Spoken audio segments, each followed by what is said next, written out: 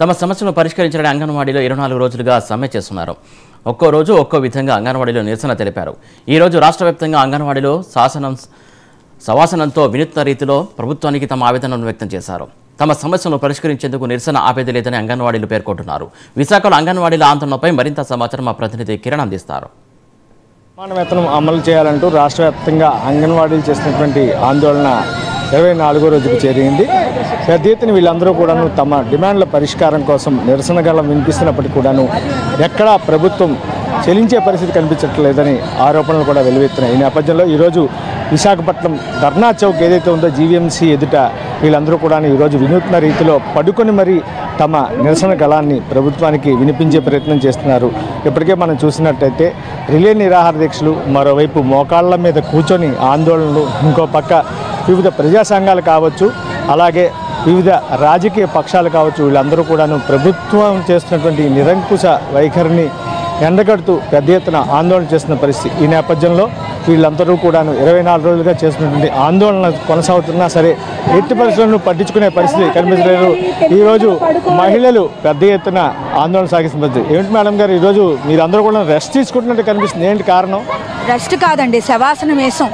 ఈ జగన్మోహన్ రెడ్డి గారి ప్రభుత్వంలో మా బతుకు శవాల కన్నా అధ్వానంగా ఉందని నిన్న చెలో కలెక్టరేట్ పెట్టాం.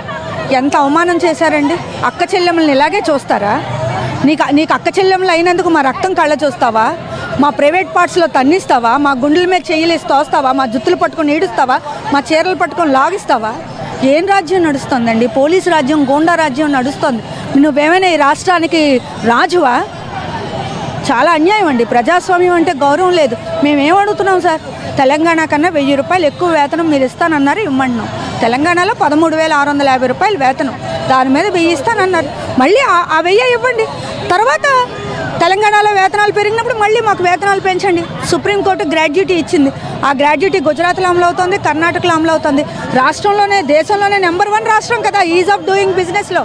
పెట్టుబడిదారులకు సేవ చేయడంలో నెంబర్ 1, సౌకర్యాలు ప్రజలను చూడడంలోనూ, అంగన్వాడీలకు వేతనాలు పెంచడంలో నెంబర్ 1 అవరా? ఈయన వ్యవహారం ఎలా ఉందంటే 1000 రూపాయలు పెంచాను కదా 2019లో, మళ్ళీ వేతనాలు పెంచమని అడుగుతారేంటి? అడిగితే ఇలా మా రక్తం కళ్ళ చూస్తారా? మాకు సవాల్ అవడం తప్పితే మాకు ఇంకో దిక్కు లేకుండా చేస్తారా? దానికి నిరసనగానే ఈ సవాసనం వేస్తున్నాము.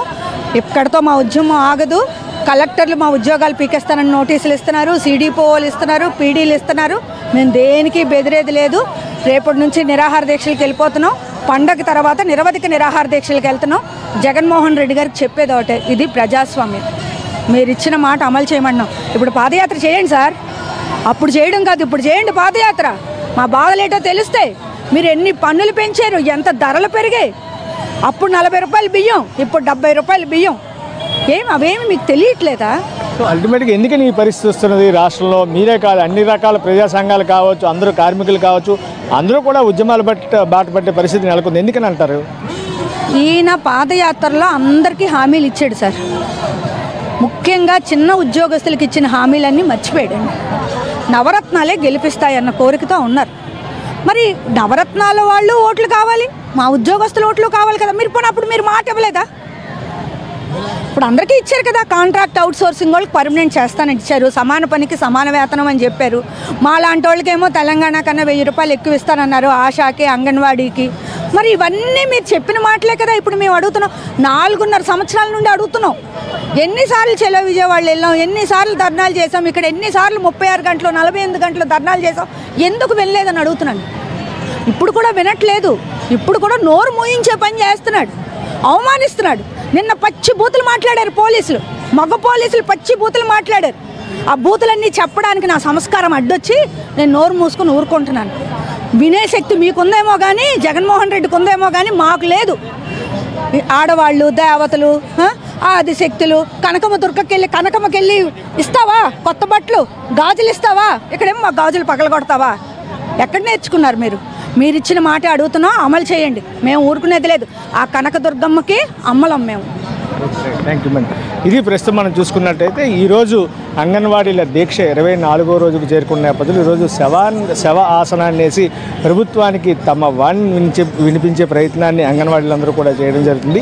ఏదైతే మహిళలు తమ అక్క చెల్లెలంటూ చెప్పుకొచ్చినటువంటి పాదయాత్రలో జగన్మోహన్ రెడ్డి ఈరోజు ఆ మహిళలనే తోసిపుచ్చే పరిస్థితి నెలకొందని చెప్పి, నిన్నటి సంఘటన చాలా రాష్ట్రంలో నెలకొన్నటువంటి పరిస్థితి చాలా దురదృష్టకరం అని చెప్పి పోలీసులు తమ ప్రైవేటు పార్టీల మీద చేతులు వేసి చాలా అసభ్యకరమైనటువంటి పరుష పదజాలంతో మాట్లాడిన తీరు చాలా శోచనీయం అని చెప్పి మహిళా నాయకురాలందరూ కూడా చెప్పడం జరుగుతుంది. మొత్తం మీద మనం చూసుకున్నట్టయితే రేపటి నుంచి ఖచ్చితంగా ఈ ఆందోళన మరింత ఉధృతం చేస్తామని చెప్పి, భవిష్యత్తులో నిరాహార దీక్షలకు కూడా వెనుకాడేది లేదని చెప్పి ప్రభుత్వం వెంటనే ఏదైతే తెలంగాణ తరహాలో కనీసం 1000 రూపాయలు అధికంగా ఇచ్చినా సరే తమ నిరసన విరమిస్తామని చెప్పి ముక్తకంఠంతో చెప్పే పరిస్థితి కనిపిస్తుంది. కెమెరామెన్ రాజ్తో కిరణ్ కుమార్, 99 టీవీ, వైజాగ్.